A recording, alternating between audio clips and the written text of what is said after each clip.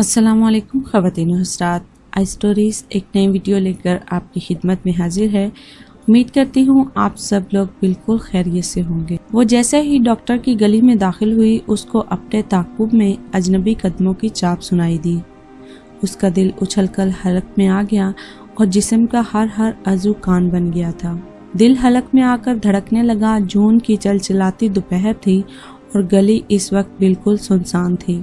उसने अपने पीछे कदमों की तेज चाप सुनाई दे रही थी और खौफ की परछाइयों ने उसकी रीढ़ की हड्डी सनसना दी थी। उसके कदम तेजी से आगे की जानिब बढ़ने लगे, लेकिन ताक़ुब में लगे शख्स ने भी लंबे लंबे डाग भरना शुरू कर दिए और ऐन वो इसके बराबर कदम से कदम मिलाकर चलने लगा। उसने अपने कदम रोक लिए थे। पहलू में चलते शख्स को उसने शररबार निगाहों से घूरना चाहा, लेकिन इस बार बड़ी निगाहों ने सारा गुस्सा, सारा क्रोम्स मलिया मेट कर दिया था।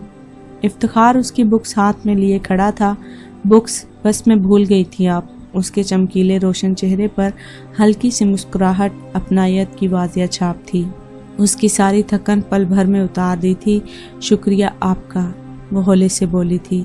उसकी आवाज़ इतनी पस्त थी कि इफ्तिखार को बामुश्किल उसके होंठ हिलते हुए दिखाई दिए थे। अलबत्ता आंखों में फैली चमक ने उसको तकवीयत पहुंचाई थी। आप इत्मीनान से घर जाइए, मैं आपके पीछे आ रहा हूँ, उसने शाइस्ता लहजे में कहा, जबकि उसकी तिरछी निगाहें इधर उधर का तवाफ कर रही थीं। उसने इस बात में सर हिलाया और आगे बढ़ने लगी, जबकि वो इससे काफी फासले पर जेब से मोबाइल निकाले मस्त और मगन चल रहा था। जो ही वो अपने मकान के करीब पहुंची, वो फासले पर खड़ा हो गया और अंदर दाखिल होने से पहले उसने एक सरसरी सी निगाह पीछे खड़े इफ्तिखार पर डाली थी, जबकि वो आंखों में जज्बों और एहसासात का एक नया जहान आबाद किए इस मकान के बंद गेट को देख रहा था। आगा जान ने फिर क्या कहा? अम्मी जान की आवाज़ उसके कानों में पड़ी थी। वो जो बच्चों को पढ़ा रही थी, उसके तसलसल में यकदम से खलल पड़ गया। गुस्सा कर रहे थे, बेनकस सुना रहे थे, कह रहे थे 2 साल से लड़के को लटकाया हुआ है तुम लोगों ने। 8 माह के बाद ही 2 छोटी बेटियों की शादियां कर चुकी हो और जो बड़ी है वो दहलीज पर बिठा रखी है।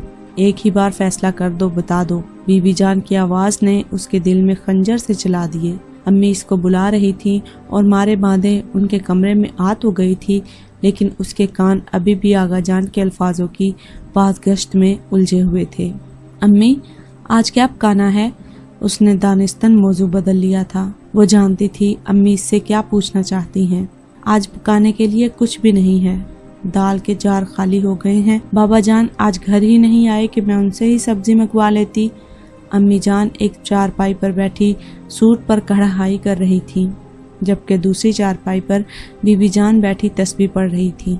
अम्मी जान ने थकी थकी नजरें अपनी बेटी के पुरसोज चेहरे पर डाली थीं। उसके चेहरे पर यासियत और अफसरदगी के अलावा ज़माने भर की थकन नुमायां थी। उसकी सोचें मुख्तलिफ सिमतों में महवे परवाज कर रही थीं। अक्सर प्याज काटते हुए या सब्जी बनाते हुए उसकी आंखें ज़ारोकतार अश्कबारी करती थीं। उन्होंने सिलाई मशीन के खाने में 300 निकाल कर उसको दिए थे। ये वही 300 थे जो कल रिमशा को एक बच्ची ने ट्यूशन फीस के दिए थे। उसने उलझकर माँ को देखा था। बीबी जान की दवाइयाँ ख़त्म हो चुकी थीं। आटा, दालें, सब्जियाँ, सुर्ख मिर्चें, नमक, घी, इशिया खुर्दनोश की एक तवील फहरिस्त मुँह फाड़ खड़ी थी। वो इसकी आते जाने कब से कुल हवल्ला पड़ रही थी। उसने सुबह का हल्का फुल्का सा नाश्ता किया था। फैक्ट्री में भी कुछ नहीं खाया था। जब वो दोपहर को घर आई थी तो घर में सिर्फ बिलाल भाई था। बीबी जान और अम्मी जान आयशा के घर गई हुई थी। सुबह के नाश्ते के लवाजमात बदरजा अतम मौजूद थे। उसने खाना जहर मार किया था और कुछ देर सस्ताने के बाद वो बच्चों को ट्यूशन पढ़ाने में मगन हो गई। अब बाबा जान और बिलाल के आने का वक्त हो चुका था और घर में खाने को कुछ भी नहीं था। वो इनसे कहना चाहती थी 300 की तो मरे मरे कदमों से अपने कमरे में आ गई थी। उसने अपनी फाइल से 200 निकाले थे। वहाँ पर अब महज सिर्फ 500 का नोट बाकी था। ये वो पैसे थे जिससे उसने MA का कोर्स खरीदना था। अगली सुबह वो भागते दौड़ते घर से फैक्ट्री के लिए निकली थी। इतनी अफरा तफरी में निकलने की वजह से ना तो उसने ठीक से नाश्ता किया था और ना ही वो अपनी फाइल लाई थी, वरना रोज़ाना आधा घंटा फैक्ट्री में उसको मिल ही जाता था, जिसमें वो सुकून से बैठकर नोट्स पढ़ लिया करती थी। اب کافی عرصہ وہ طے کر چکی تھی اور اب وہ واپس نہیں جانا چاہتی تھی۔ وہ مارے باندھے مرے قدموں سے آگے بڑھنے لگی تھی۔ اس کی بس تو کب کی جا چکی ہوگی۔ پوائنٹ مس ہو جانے کا سوچ کر ہی اس کے قدم من بن بھر کے ہو گئے۔ جو ہی وہ مین روڈ آئی، اپنی مطلوبہ بس کو دیکھ کے وہ حیرت میں غوطہ زن ہو گئی۔ بے یقینی کی تند و تیز لہروں نے اس کو حیرت انگیز خوشی عطا کی تھی۔ ڈرائیونگ سیٹ کے پیچھے بیٹھے افتخار کو دیکھ کر ایک لمحے کے لیے اس کا ماتھا ٹھنکا۔ جلدی سے آ جائے، بس چلنے والی ہے، وہ متانت سے بولا تھا۔ سواریاں ڈرائیور کو مارنے کے در پہ تھیں۔ وہ کچھ تو گالیاں بکتی بسیں نیچے اتر چکی تھیں، جبکہ ڈرائیور بے بس و لاچار نظر آ رہا تھا۔ ایک تو وہ افتخار کا پرانا جاننے والا تھا اور دوسرا کچھ افتخار کی پولیس وردی کا کمال تھا، جو وہ لوگوں کی سخت سست سن رہا تھا اور اس کا کھچا کھچ بس میں بامشکل کھڑی ہو پائی کہ افتخار کی آواز پر اس نے سٹ پٹا کر اس کی جانب دیکھا۔ آپ ادھر بیٹھ جائیں۔ اس نے عین اپنے سامنے والی سیٹ کی جانب اشارہ کیا، جہاں پر ایک ادھیڑ عمر خاتون بیٹھی تھی اور اس کے ساتھ والی سیٹ پر کتابیں رکھی ہوئی تھی۔ اب وہ افتخار کے بالکل قریب والی سیٹ پر بیٹھ گئی تھی، اس طرح کہ وہ اس کو براہ راست بغیر کسی رکاوٹ کے دیکھ سکتا تھا۔ آنٹی منہ بنا کر اس کو گھور رہی تھی، پھر اس کے قریب ہو کر بولی، گھر والا ہے تمہارا؟ کافی دیر سے متفکر یہاں وہاں پھر رہا تھا۔ اوپر سے ڈرائیور کے کان میں جانے اس نے کیا سور پھونکے کہ وہ مستنڈا 4 کپ چائے کے پی چکا تھا، لیکن کیا مجال جو اس نے بس اسٹارٹ کی ہو۔ کتنی ہی سواریاں اس کو جان کو کوستی جا چکی ہیں۔ آنٹی منہ کے زاویے بگاڑ کر بول رہی تھی۔ رمشا نے تحیر سے شاپر کے نیچے جگمگاتی ایم اے پولیٹیکل سائنس کی بکس کو دیکھا اور پھر بے ساختہ اس کی آنکھیں افتخار کی جانب اٹھی تھیں۔ وہ ٹکٹکی باندھے اسی کو دیکھ رہا تھا۔ اس کی اچانک خود پر پڑنے والی نظر اس کو بے ساختہ مسکرانے پر مجبور کر دیا تھا۔ اس کے قریب ہی فون کی ٹون بج رہی تھی۔ آنٹی، آپ کا فون بج رہا ہے۔ اس نے اونگتی ہوئی آنٹی کو متوجہ کیا۔ فون کہاں ہے؟ فون؟ ارے میرے پاس کہاں سے آ گیا فون؟ یہ تمہارے شاپر میں سے آواز آ رہی ہے۔ جگا دیا خام خواہ مجھے، وہ بڑبڑا رہی تھی، جبکہ اس کی پیشانی پر ندامت کے قطرے جا بجا بکھر چکے تھے۔ اس نے کپ کپاتے ہاتھوں سے شاپر کھولا تھا۔ لیٹسٹ ماڈل کا موبائل پوری آب و تاب سے جگمگا رہا تھا۔ اس پر افتخار کی کال آ رہی تھی۔ اس نے بے اختیار نگاہیں سامنے بیٹھے افتخار پر ڈالی تھی۔ وہ اس کے چہرے کو جانچ رہا تھا اور اس نے غصے میں اسے دیکھتے ہوئے فون پٹخ دیا تھا۔ کتنے ہی مسافر تھے جو اس کو دھکے دے کر باہر نکلے تھے اور وہ بھی باہر جا چکی تھی، اور شاپر افتخار نے اٹھایا ہوا تھا جبکہ وہ مین روڈ پر آ گئی تھی۔